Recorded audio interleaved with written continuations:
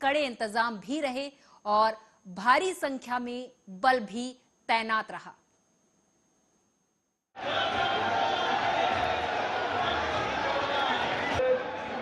अलीगढ़ ताला नगरी के रूप में दुनिया में विख्यात है।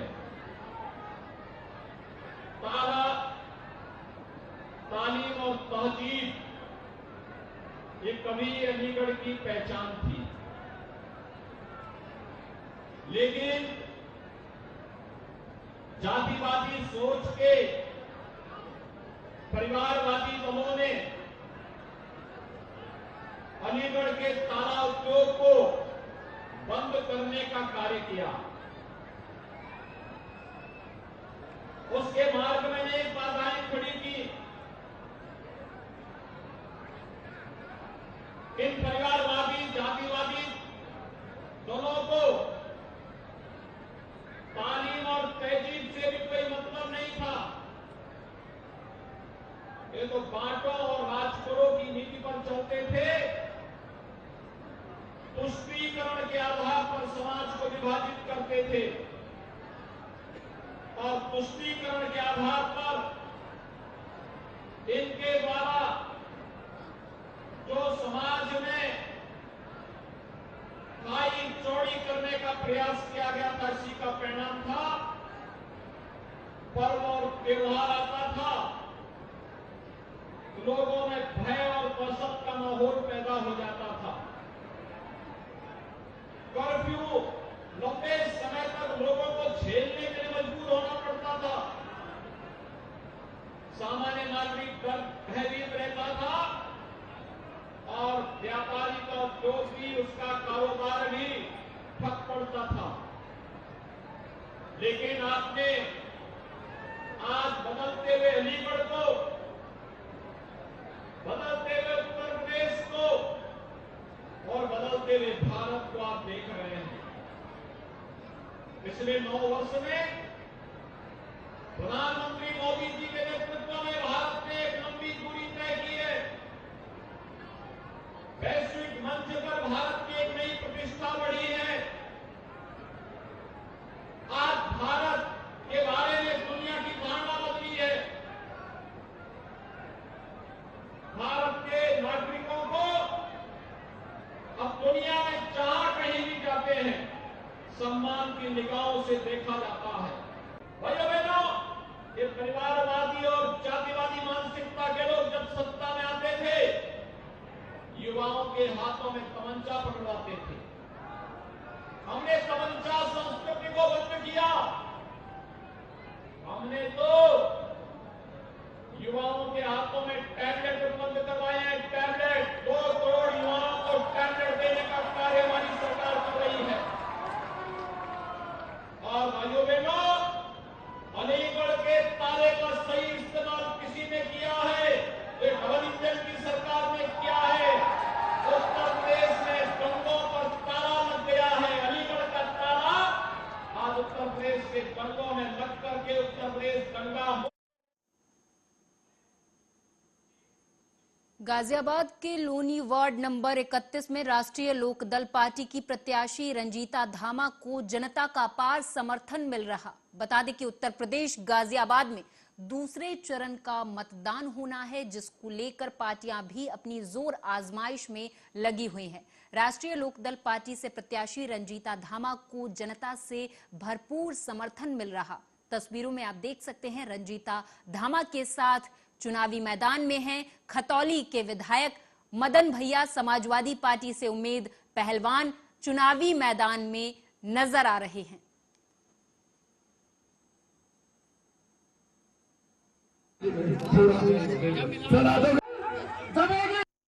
राष्ट्रीय लोकदल के उम्मीदवार हैं, समाजवादी पार्टी के उम्मीदवार हैं, आजाद समाज पार्टी के उम्मीदवार हैं। और आपके लिए विशेष अनुग्रह भी मनोज भाई ने कर ही दिया है, तो इसके लिए तो विशेष कुछ कहने की आवश्यकता ही नहीं है। अगर रंजीता धामा जी जीतती है तो इसमें कोई दो राय नहीं है, गीतांजलि विहार में कार्य भी सबसे ज्यादा होंगे। उत्तर प्रदेश लोनी नगर निकाय चुनाव में भारतीय जनता पार्टी ने अपना मैनिफेस्टो जारी कर दिया है। इस दौरान लोनी विधायक नंद किशोर गुर्जर ने कहा कि ये सिर्फ घोषणा पत्र नहीं है, ये संकल्प पत्र है।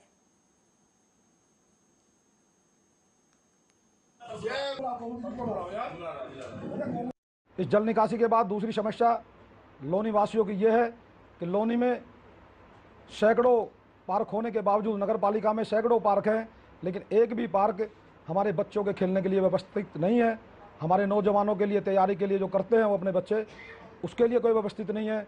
तो जो संपूर्ण लोनी नगर पालिका के पार्क हैं उनको डेवलप करके उसे सुंदर बनाया जाएगा, जहां हमारे बच्चे शाम के समय और सुबह के समय अपनी तैयारी कर सकें और छोटे बच्चे खेलने के उस प्रयोग में उसे ले सकें। जो बच्चे चाहते हैं लोनी को सुंदर बनाने के लिए, सपना देखते हैं, उन बच्चों के लिए ये दूसरा संकल्प पत्र में हमारा सबसे प्रमुख मुद्दा है। इस जगह का कि विधायक जो कहेंगे और चेयरमैन बनने के बाद जो मेरे चेयरमैन कहेंगे, फंड की कोई कमी नहीं पड़ने दी जाएगी। ये ऑन रिकॉर्ड बात है, आप लोगों ने सबने आज लिखा भी है उसी बात को कि लोनी के लिए गौरव की और भाग की बात है कि उत्तर प्रदेश के यशस्वी मुख्यमंत्री पूरे प्रदेश की पंचायत से लेकर पालिका और नगर निगमों में क्या आवश्यकताएं हैं, क्या वहाँ की दिक्कतें हैं, उनके ध्यान में है। जब उन्होंने बोला तो हम लोग आश्चर्यचकित रहे। लोनी की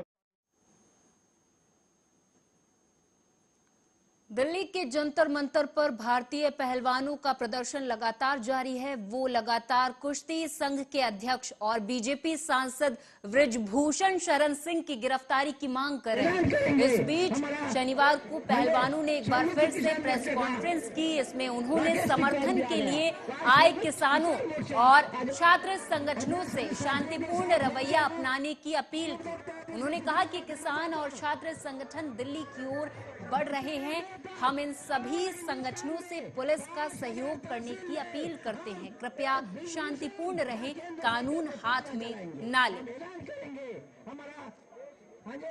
संयुक्त किसान मोर्चा का राकेश तिवारी भी आ गया। संयुक्त किसान मोर्चा आज मैंने ऐलान नहीं किया, ऐलान तो किया हमारी जो कल की हमारी खापों का जनरल सेक्रेटरी था रामफल राठी जी ने।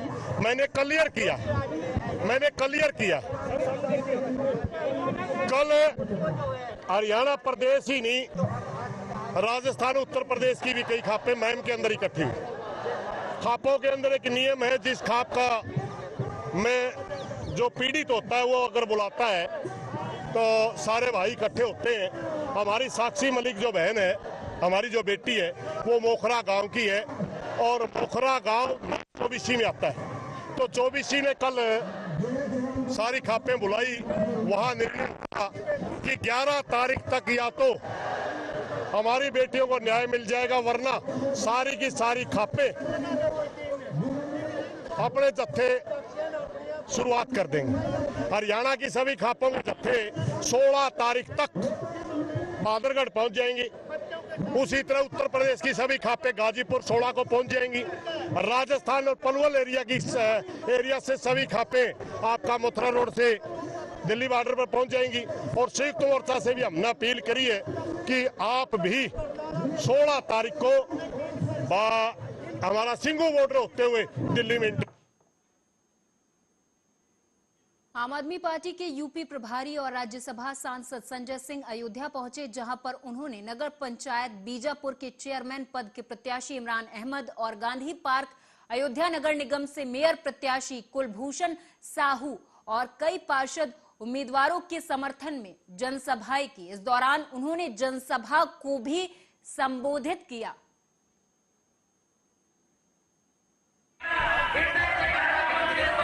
तो जांच कौन करेगा? दिल्ली पुलिस करेगी। जांच शुरू तो करे। जांच किया उन्होंने। इतने दिन से एफआईआर हुई, कोई पूछताछ की किसी को बुला के? आपको जानकारी हो, आप मीडिया के व्यक्ति हैं, किसी एक व्यक्ति पूछताछ की हो तो नाम बताएं। किसी एक व्यक्ति से पूछताछ की हो, कुछ बयान दे सकते हैं मंत्री जी, बता सकते हैं कि हाँ इन लोगों, नाम ना लें क्योंकि नाम लेना तो इस मामले में ठीक नहीं है। जांच कहाँ तक पहुंची, क्या हुआ, कुछ तो बताएं। देखिए, पीटी उषा जी ने जो एक बयान दिया वो उनको नहीं देना चाहिए। उनकी अपनी प्रतिष्ठा है, बहुत ही मर्यादित महिला है वो। उनको ऐसी बयान, जब एक तरफ से खिलाड़ियों का आरोप है और उन्होंने एप्लीकेशन कोई दी है तो उसके आधार पर ही कोई बात कहनी चाहिए।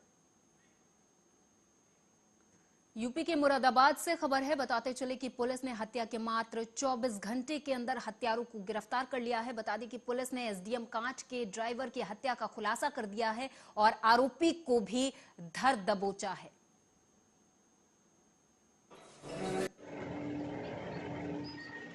थाना मझोला में सुबह जानकारी मिली थी करीब 6 से 7 के बीच में कि एक जयदेव सिंह नाम के व्यक्ति है जिनको कि रात में उनके परिजनों ने बेड पे घायल अवस्था में देखा और उसके बाद में उसको करीब 3 बजे के आसपास में इन लोगों ने हॉस्पिटल भिजवाया उसको और वहाँ पे डॉक्टर्स ने उसको ब्रॉड डेड घोषित किया।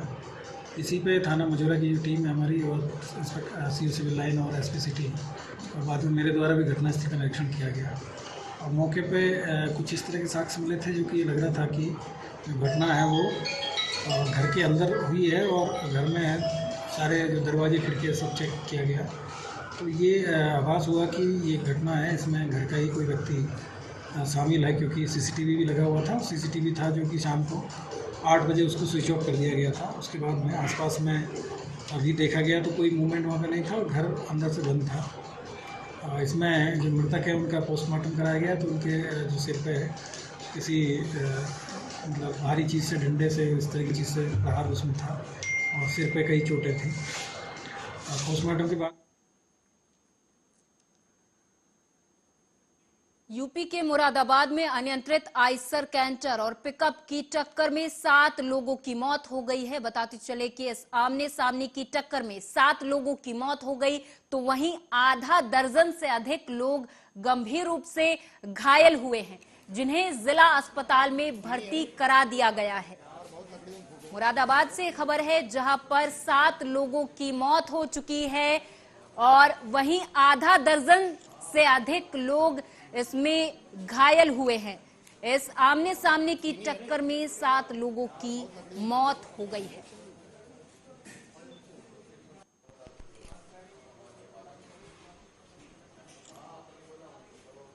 तो यूपी के मुरादाबाद से खबर है जहां पर आइसर कैंटर और पिकअप की टक्कर हो गई। आमने सामने की इस टक्कर में 7 लोगों की मौत हो गई। वहीं आधा दर्जन से अधिक लोग घायल बताए जा रहे हैं जिन्हें अस्पताल पहुंचा दिया गया है जहां पर उनका इलाज जारी है। आज अभी एक दुर्भाग्यपूर्ण घटना थाना भगतपुर क्षेत्र में जो खैरखाता के नाम से जगह है वहाँ पुलिया के पास में एक एक्सीडेंट हुआ है जिसमें एक डीसीएम गाड़ी और एक छोटा जो पिकअप होता है इसमें आपस में एक्सीडेंट हुआ और जो डीसीएम है वो पलट गई जिसके नीचे जो पिकअप में जो लोग थे वो नीचे उनके दब गए जिसमें से करीब 10 लोगों को अभी तक हॉस्पिटल में लाया गया है और उनमें से जो एक बच्चा और जो 2 महिलाएं हैं उनको ब्रॉड डेड घोषित किया गया है। बाकी सब लोगों का इलाज यहाँ पर चल रहा है और यहाँ डॉक्टर से कोऑर्डिनेट करके उन सबका इलाज कराया जा रहा है और मौके पे जो और लोग हैं उनको सीएससी जो भोजपुर है वहाँ पे एडमिट कराया गया वहाँ से जिनको हायर सेंटर में रेफर। देखिए अभी तक सीएससी भोजपुर और जिला अस्पताल को लेकर टोटल 16 लोग हैं जो लाए गए हैं उनमें से 7 लोग अभी तक मृतक घोषित किए गए हैं। बाकी जो लोग हैं उनका इलाज कराया जा रहा है। करीब 5 लोगों को जिला अस्पताल से यहाँ पे जो प्राइवेट हॉस्पिटल है कॉस्मोस वहाँ के लिए रेफ़र किया गया है और उनको बेहतर इलाज के लिए हर संभव प्रयास किया जा रहा है। और मेरे द्वारा और सीडीओ साहब भी अभी यहाँ पे आए हुए हैं और बाकी लोगों के द्वारा और जो सीएमओ साहब हैं उनके द्वारा सभी लोगों के लिए जो बेहतर इलाज की व्यवस्था यहाँ पर की। देखिए अभी तक सीएससी भोजपुर और जिला अस्पताल को लेकर टोटल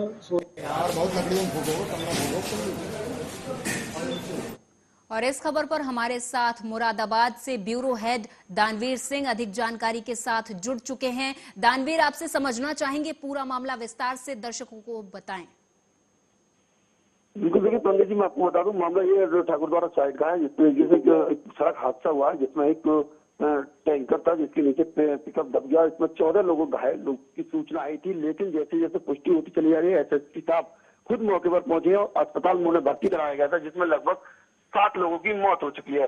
अब तक देखिए एसएसपी साहब का कहना है कि अभी तक लगभग 7 लोगों की मौत हो गई है और बताया 5 लोगों को कॉस्मोस में भर्ती कराया गया, अन्य लोगों को जिला अस्पताल में इलाज चल रहा है। दानवीर, आपसे समझना चाहेंगे ये हादसा हुआ कैसे? देखिए हादसे की बात यह कि ओवरटेक कर रहे थे, ओवरटेक के दौरान ही वो जो टैंकर था वो पलट गया और वो गाड़ी पे ही पलट गया, गाड़ी के उसके नीचे दब गए। उसके दबने के बाद इन लोगों को बड़ी मशक्कत के बाद निकाला गया, या आसपास के लोग इकट्ठा हो गए, कुछ लोग और पुलिस प्रशासन मौके पर पहुंच गया तो उन्हें निकाला गया।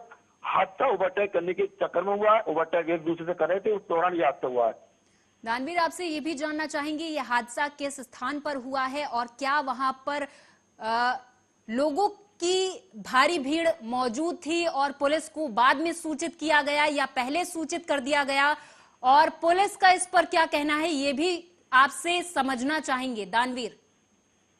देखिए हादसे ठाकुरद्वारा साइड में हुआ, जिससे कि भोजपुर की सूचना आई, और जैसे ही सूचना हुई तो पुलिस मौके पर पहुंच गई, लोग आसपास के लोग इकट्ठा हो गए और आसपास के लोग इकट्ठा होते ही उन्होंने बात खुद बचाने का प्रयास कर रहे थे। फिर पुलिस को सूचना दी, मौके पर तत्काल में ही पुलिस भी मौके पर पहुंची। देखिए एसएसपी साहब लगातार चुनाव के तैयारी में रहते, वो चुनाव हुए हैं और उनकी भी जो मत पेटियां रखी हुई वहां भी बराबर निगरानी कर रहे हैं एसडीएम डीएम, तो उसको देखते हुए एसएसपी साहब खुद मौके पर पहुंचे थे। देखिए अस्पताल में खुद पहुंचे हैं तो उन्होंने जिसकी पुष्टि की है, पहले 3 की मृत्यु की पुष्टि की गई, उसके बाद फिर दोबारा खबर आती है तो 5 की पुष्टि की गई, अब चंद मिनट बाद ही 7 लोगों की पुष्टि की सूचना आई है। दानवीर, ये जो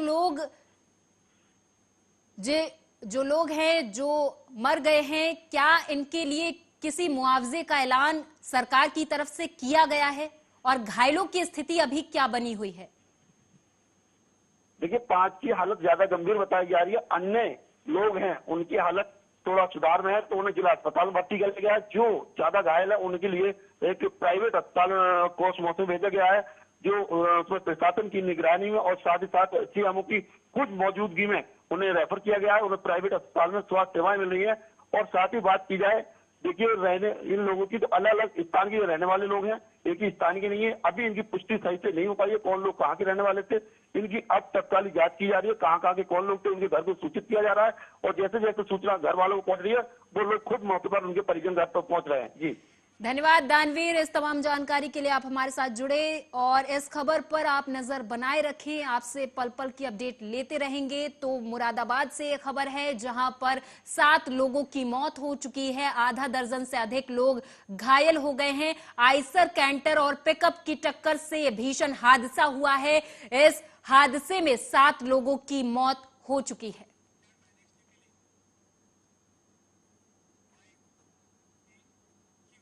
छत्तीसगढ़ के जगदलपुर में पुलिस मुठभेड़ में 2 नक्सली ढेर हो गए हैं। बताते चले कि नक्सली वारदातें आए दिन देखने को मिलती रहती हैं, जिसे देखते हुए पुलिस ने बड़ी कार्रवाई की और 2 नक्सलियों को मार गिराया है।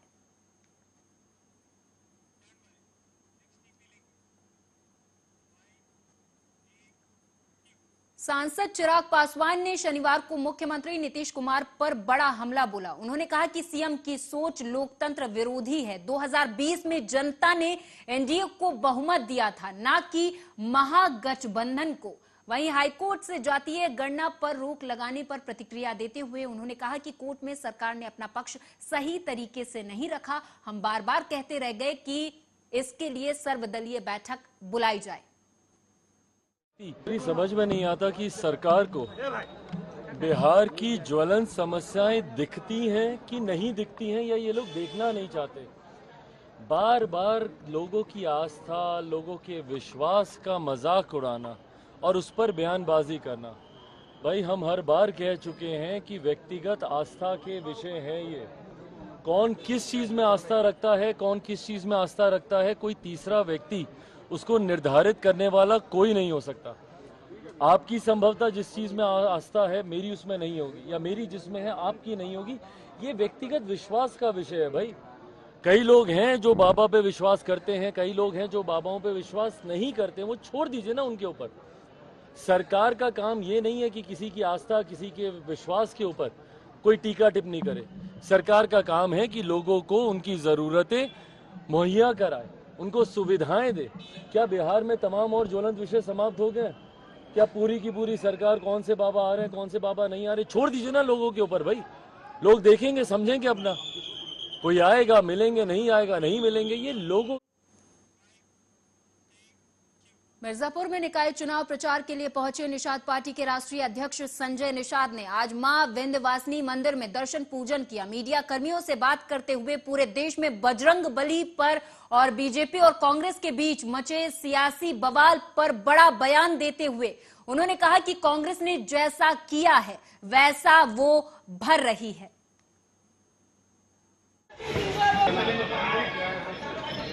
कहा गया है कि जो जैसा करन वैसा भरन। कांग्रेस ने जो ऐसा किया वैसा वो भर रही है, जनता उसे सजा दे रही है।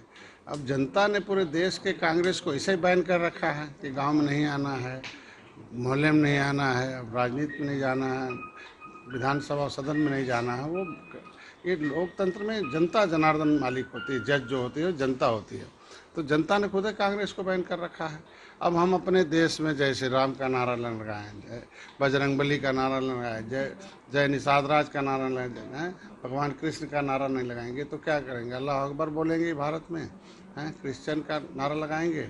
ये भारतीय भूमि है। अगर दुनिया के सभी देशों में अगर जितने मुस्लिम राष्ट्र हैं तो अगर वहाँ इस्लाम धर्म का नारा लगता है तो कोई आपत्ति नहीं हमें है।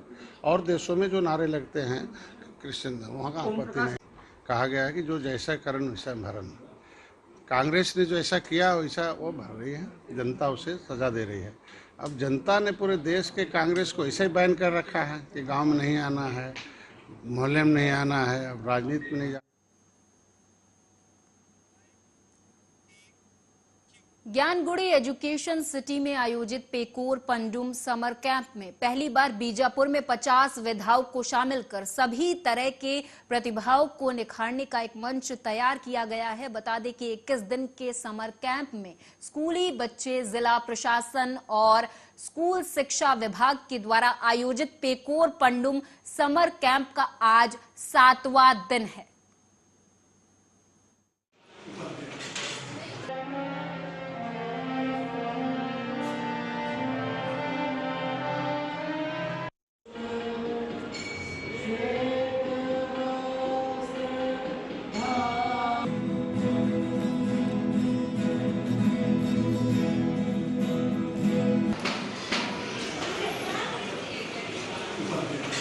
प्रभारी अधिकारी नियुक्त किया गया है और आवासीय संस्था में हमारे अधीक्षक साथियों और इनकी पूरी मॉनिटरिंग मंडल संयोजकों के द्वारा की जा रही है। किसी भी तरह का मतलब कोई कमी न रहे, व्यवस्था में किसी भी तरह की कोई कमी न रहे। प्रभारी अधिकारी नियुक्त किया गया है और आवासीय संस्था में हमारे अधीक्षक साथियों और इनकी पूरी मॉनिटरिंग मंडल संयोजकों के द्वारा की जा रही है।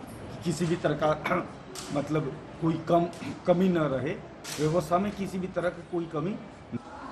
सर बैडमिंटन मिल रहा है नया। बिल्कुल। खाने पीने में यहाँ किसी प्रकार का कोई व्यवस्था में कमी नहीं है सर, बहुत अच्छा लग रहा है खाने पीने का व्यवस्था। क्या क्या दिया जा रहा है? सर दाल, सब्जी और सलाद, अचार उचार। कितने टाइम में मिलता है और क्या क्या मिलता है, टाइमिंग के बताएं। सर सुबह 8 बजे नाश्ता मिलता है, उसके बाद दोपहर 1 बजे खाना और शाम के 7 बजे फिर चावल मिलता है। सर कर्नाटक विधानसभा चुनाव के लिए प्रचार लगातार जारी है और विधानसभा चुनाव में बजरंग दल, बजरंग बली से लेकर फिल्म द केरल स्टोरी के मुद्दे छाए हुए हैं। पीएम मोदी ने भी एक दिन पहले कर्नाटक के बेलारी में चुनावी जनसभा को संबोधित किया था और बयान में द केरल स्टोरी का जिक्र किया था और विपक्षी कांग्रेस पार्टी पर जमकर हमला बोला था। पीएम मोदी के इस बयान पर अब एआईएमआईएम के अध्यक्ष असदुद्दीन ओवैसी ने पलटवार किया है। उन्होंने कहा कि हम पीएम मोदी से निवेदन करते हैं कि कर्नाटक में चुनाव जरूर हैं, लेकिन पाकिस्तान से आकर आतंकियों ने हमारे 5 जवानों को मार दिया। ओवैसी ने कहा कि मणिपुर जल रहा है। सिपाहियों को जान खाना जंगी हो रही है, मगर हमारे भारत के प्रधानमंत्री कर्नाटका में आकर जनता से अपील कर रहे हैं कि वो जो केरला में पिक्चर बनाई गई उसकी तायीद में प्रधानमंत्री अपने भाषण में बात कर रहे हैं। हम देश के प्रधानमंत्री से ये रिक्वेस्ट करना चाह रहे हैं कि प्रधानमंत्री, कर्नाटका का चुनाव जरूर है, मगर पाकिस्तान से आतंकवादी आकर हमारे 5 सिपाहियों को उनकी जान ले लिए। मणिपुर जल रहा है, लोग अपने घरों को छोड़कर भाग रहे हैं, गांव जल रहे हैं, चर्चिस को जला दिया जा रहा है, और प्रधानमंत्री जो है उस एक गंदी पिक्चर के बारे में जो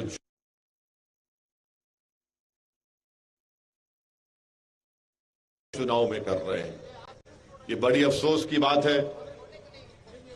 ये बड़ी अफसोस की बात है कि देश के प्रधानमंत्री को जहां पर तवज्जो लेना था वहां पर तवज्जो कम ले रहे हैं और आकर उस पिक्चर के बारे में बात कर रहे हैं जो पिक्चर में कहा गया।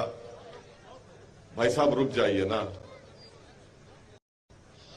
केरल के 32,000 औरतें आईसिस ज्वाइन की उस पिक्चर में लिखा गया प्रमोशन में। बाद में कोई कोर्ट को गए तो उसने कह दिया कि नहीं सर, खाली 3 नंबर है। हम देश के प्रधानमंत्री से पूछना चाह रहे हैं, अगर कोई पिक्चर फैक्ट पर बनाई गई है तो खुलकर कहो फैक्ट पे बनाई गई। अगर तुम फिक्शन पर बना रहे तो बोलो फिक्शन पर बना रहे। तुम्हारा मसला हमारे बुरखे को दिखाकर, किसी को मुसलमान दिखाकर तुमको अपना पेट भरना है, तो फिर याद रखो लोग उसको मुस्तरद कर देंगे। हम प्रधानमंत्री को याद दिलाना चाह रहे हैं कि जब राजनाथ सिंह भारत के होम मिनिस्टर थे, क्या उन्होंने नहीं कहा था कि भारत के अल्पसंख्यक समाज मुसलमानों का आईसिस और अल कायदा से दूर दूर तक कोई ताल्लुक नहीं है, वो दूर है उससे।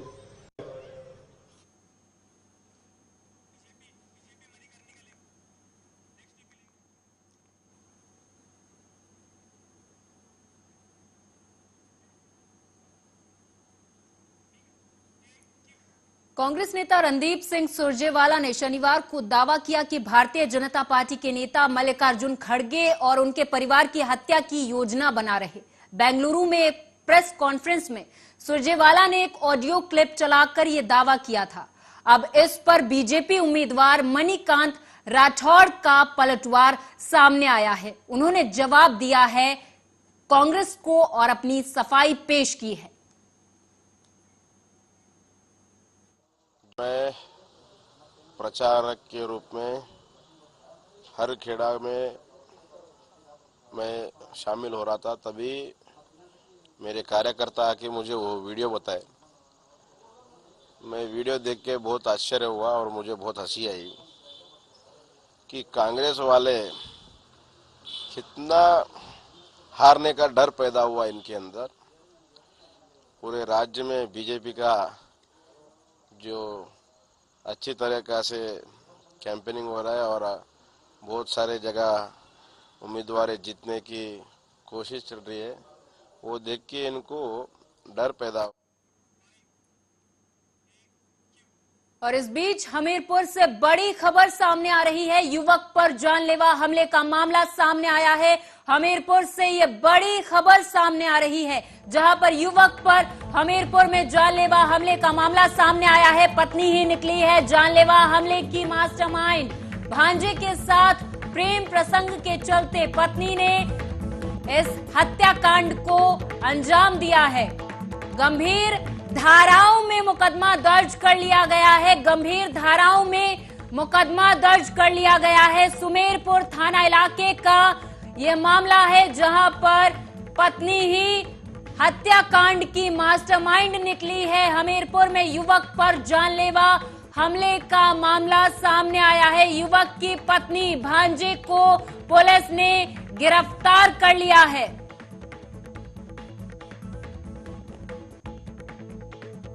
गंभीर धाराओं में पुलिस ने मुकदमा दर्ज कर लिया है। दरअसल युवक पर जानलेवा हमले का मामला सामने आया। हमीरपुर से यह बड़ी खबर, जहां पर युवक के साथ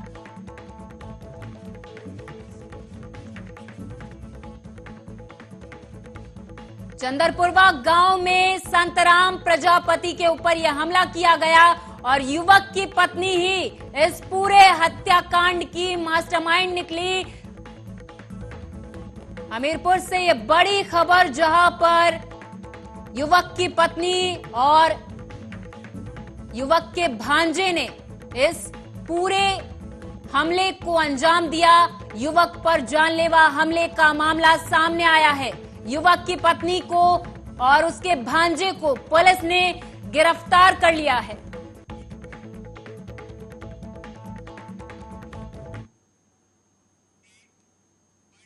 और इसी के साथ इस बुलेटिन में मेरे साथ बस इतना ही। आप देखते